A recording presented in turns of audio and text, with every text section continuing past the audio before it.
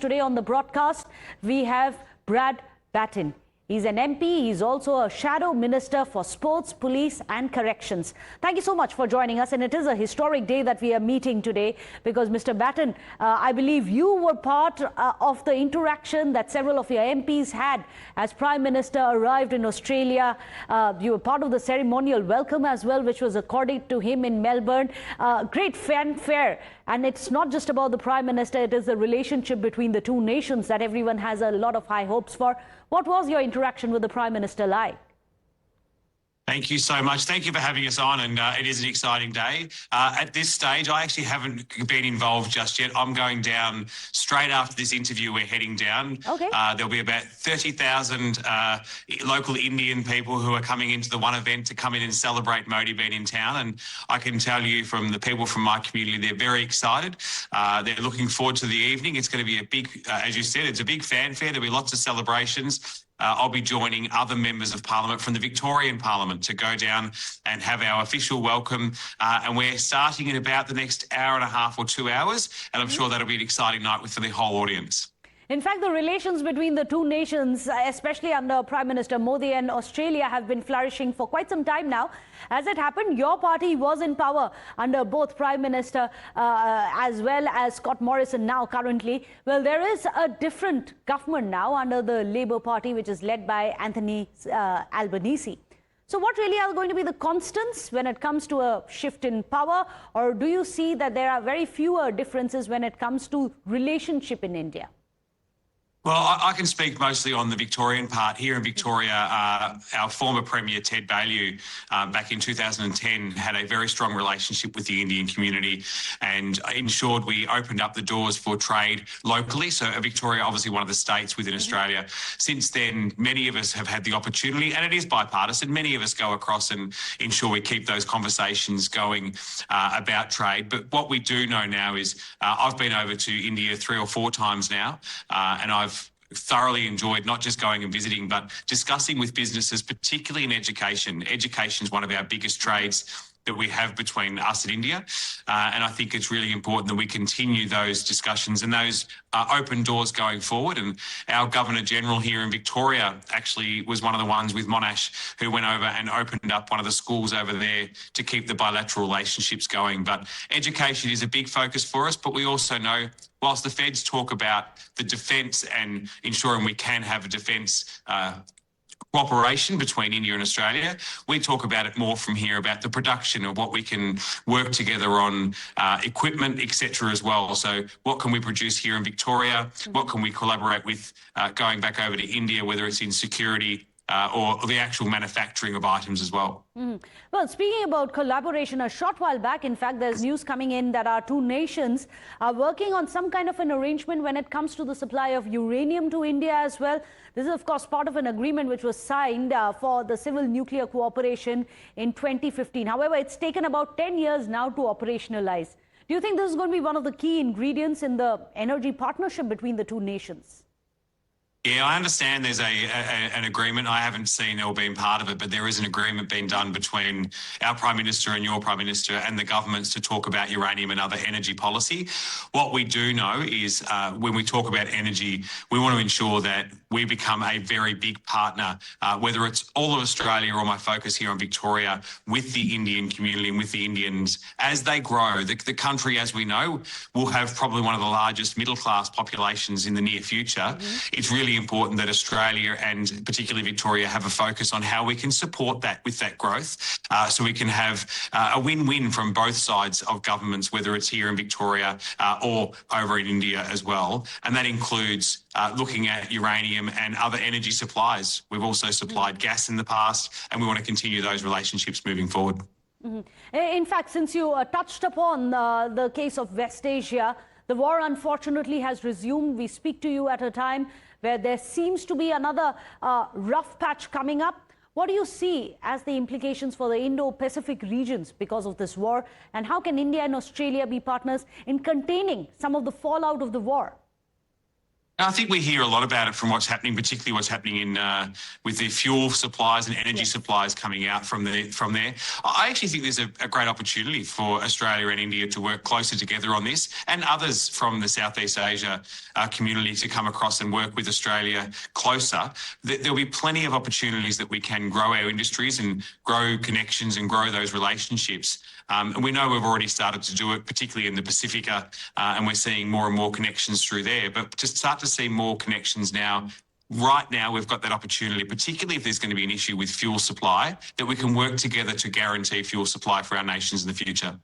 Well, absolutely. That collaboration and cooperation is going to be very significant, especially in the Indo-Pacific area. Now, the two nations have also been negotiating a broader comprehensive trade agreement, the SECA. Is that still work in progress? I believe it's not going to happen this time around, but what are the sticking points? How do we go about it? Yeah, as I understand, it's still a work in progress, and I know that bipartisan, all parties are very interested in making sure this does work. As I said, it's sort of a difficult one here because that is a federal issue, and I haven't been involved directly in it. But I know that the Victorian government and the Victorian opposition are both very keen to ensure we work together. We would love to see open up opportunities for trade, whether through free trade or agreements that we can. We know that we've got a lot to offer here in Victoria, particularly around grain, around energy supply, what we can put into the market in India. We've got some of the best farms here probably in the world, to be honest, but they can actually supply a lot of the food supply, etc. across. So there's so many opportunities we can open up here that I think are really important. Well, yes, in fact, one of the very sensitive ones, because India has been very sensitive when it comes to the exposure of imported dairy and agricultural products, something that you've touched upon. But do you believe that it is only a matter of time before these issues get ironed out as well, something that you'd mentioned? Yeah, I think it is a matter of time because it's very important, particularly to our economy here in Victoria. It is a matter of time before we start to have, and we can open up those doors easier. And that's what we'll always back on the side of our farmers here. We work with our farmers to ensure that we can get them into the markets anywhere in the world. And obviously that particularly includes that Southeast Asia and the growth areas. We've spoken about, I know we already trade with many of the nations around there, but I think there's so many opportunities we can create for our farming industry here so we can get better opportunities for export. And that includes, we already go to the fairs over there to ensure that our products are present and in the front of people and their front of mind. And we know for a fact that we can produce more and get it into the market a lot faster than many other places in the world.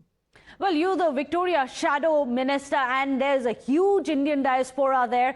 It has emerged as one of the key factors as well in the Indo-Australian ties over the last couple of decades. Good to see that cooperation and, of course, the human-to-human ties increasing. Now, Indian talent and mobility of this talent is also one of the talking points now. So how do you see the evolving debate when it comes to immigration, when it comes to visas in this context? Yeah. When it comes to the visas, and again, the federal government takes care of it, but I'm lucky. I represent one of the largest Indian diasporas in Victoria, if not in Australia, where my constituency is. And what I've seen over time is the people coming over here, particularly when they come across to study, they get an opportunity to remain on here in Australia, and those skills we get the opportunity to benefit from, whether it's in health. There's so many different areas that they've been involved in, that many people from India have been involved in here. But also because of the education trade, it gives us an opportunity to educate and upskill people who are going back to India. Because as the growth happens, you were speaking before about Bengaluru, where you want to create a smart state. There's opportunities for students to come across to Australia, bring back some knowledge from here, and cooperation and collaboration. That's where the key for us is for the growth. That's where the key between us and the Indian diaspora is, that we can actually continue that engagement because both of us benefit from that. We don't want everyone from India coming across here and working and then staying here and not taking any of that expertise back to India. There's got to be a good mix on that as well so both countries can benefit. Oh, that's an interesting point. Yes, both nations can benefit from what Australia has to offer. But one love that India and Australia both share is the love for cricket. We have to talk about that, where both our teams, of course, are competing hard against each other as well. But tell us about some of the lessons that perhaps Australia can offer when it comes to its sporting success that India perhaps can imbibe. Oh, I think the first thing is, I think you've got to find out, you've got to go have one of the best women's cricket team in the world. And Yes, we do. Australia, lucky enough to win the World Cup again the other day, which was magnificent, very exciting. I actually think from the IPL, there's a lot for us to learn. We've got our big bash, but I think there's so much opportunity to engage. And I know I've been speaking to Cricket Victoria, and they want to expand the programs here to invite not your top tier, but your next generation of cricketers from India across to Australia. So again, we can give them opportunities here in Victoria to grow their sport, to grow their skills, and take that back over to India. And again, sport speaks all languages. So I think this will create opportunities for us long term in the future. One last question, Brad Battin. Which has a brighter future, Indian cricket team or the Australian one? I know we are trying to improve our ties, but this one I can't let you off without asking. Look, I have to say, Australia, I think we've got a massive future coming. But in saying it, some of my favourite cricketers, I have to say, have come from India. And meeting Kohli was one of the probably highlights out of, I know I'm going to meet the Prime Minister today, but meeting Kohli, it's going to be very hard to top. Well, let's just agree to disagree there. But then we all, as cricketing nations, love to see your sport as well as ours. And of course, when it comes to the IPL, some of the topmost rankers are, of course, coming in from your nation. So we really appreciate that. And I really feel that, yes, it's important to work towards SECA. We work towards strategic ties, but human-to-human ties when it comes to education, when it comes to training, when it comes to the love of cricket. All of that really are going to get the two people together as well. Really appreciate it for joining us here, Brad Battin.